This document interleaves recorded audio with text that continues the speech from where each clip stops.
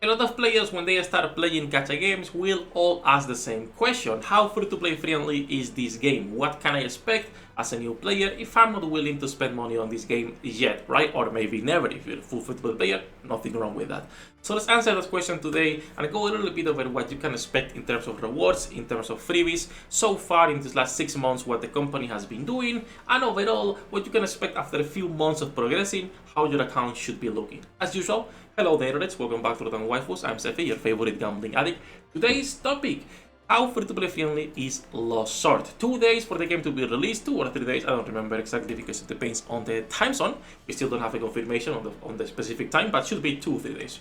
So, let's go a little bit over how free-to-play friendly this game is. I'm gonna be honest, a TLDR, if you don't wanna watch the whole thing, you will be able to get every single character and every single pet as a free-to-play player. Long answer, it's a little bit more complicated because dupes in this game are really important. And when I say really important, I mean that if your main team doesn't have dupes, you are not gonna be clearing content as it gets released.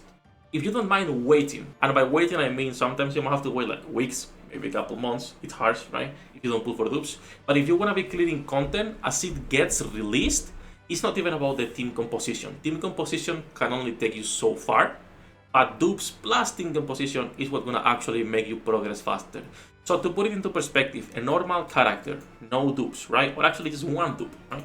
One dupe on a character is giving me already 20% extra stats, right? And that's a character with one dupe. At level 3 already, you can see a big difference because you're getting a skill level +1 and stats, all of them, plus 40%. This does not get any better at +5 because it's 60% increase of all the stats plus 2 skill levels. But as you can see, you can still awaken the character. And awakening the character means it's like a core 7, like this one right here, for example. And what this gives you is another flat 20% to all these stats. Which is pretty good, right? Really good. We're talking about 80% increased stats in total for an awakened character versus normal stats at 0% or maybe 20% with one dupe only. That's a huge difference. And that's what I say, that it's not only about team composition, but both team composition and actually getting dupes for the meta characters. So if you are someone who doesn't mind skipping a couple banners or only getting one copy for collection on some units, then what you can expect, just like my account right here, right? I've pulled on every single banner new characters or characters that I didn't have for one copy, and the meta characters I tried getting more dupes. And in 6 months, more or less, since the game came out, as you can see, I have the whole roster. We're not missing a single character. Multiple of them, of course, they don't have dupes, but still, they are characters that are not that great. To put an example, Guinevere, this is the free healer everyone is getting. She was pretty bad, she was buffed, and now she's a lot better. But I've never got more than the free copy we got at the beginning. You should also be able to get a free copy. So if she gets a banner, I'll probably go for a +3, but as you can see right now, she's only one copy, meaning I cannot really use her for progression because she will just get killed really fast, right? But as a free-to-play player, you can expect to get a lot of characters, all of them with their cards, but you can also expect to get a lot of the meta characters with dupes. So as you can see, when Lancelot came out, last banner, I got her to +5, one of the strongest DPSs in the game. When Merlin got the banner, I got her to +3. When Galahad came out, max out, Anessa as well, Jan +3, Tiamat +5, Eric, like all of those characters that are meta, right? All of them you will be able to get multiple dupes. So that's about characters, right? In terms of what you can expect. Every single unit over time, you will be able to get them. Not only that, but every month, if you pull enough and save enough, you will be able to exchange a selector per month. Even if you were not to get this every month, but every other month instead, right? You should still be able to get this, again, every 2 months, more or less 1.5 2 months, and get another character of your choice. Or you can go with a random character for 8 souls. This is up to you. You can exchange souls right here as you pull characters with milliage, basically. So you can go either, random character or a selector if you prefer that, which is a little bit more expensive. Now, that's about the characters. The thing is that there is also a pet system, and as a free-to-play player, this system is a little bit different because you will not be able to get, or at least in my experience with how lucky I've been with the pets, you will not be able to get multiple dupes on all of them. Now, again, this is RNG, right? Some of you might be luckier than me on pets, that's for sure.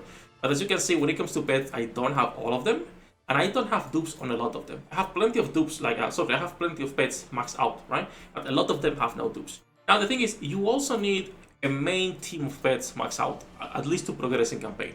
Because when we talk about like a normal pet, if we go to like an offensive pet at +1, it's gonna give me 36% attack and 6% ignore damage reduction.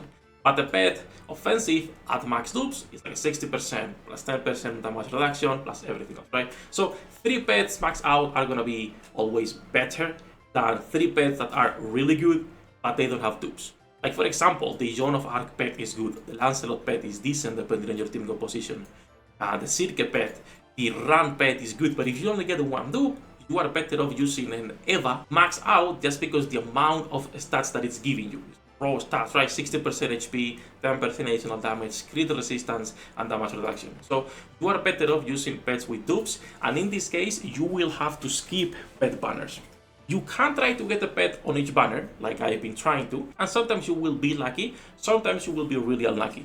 So for example, in the Run pet, I am close to PT, and I still don't have this pet. And I swear to God, I'm gonna be doing a multi on every video until I get this fucking pet. Nothing, bro, what the fuck? So, you can be really unlucky. I think I'm close to PT, I should probably do like another couple of multis and I'm there.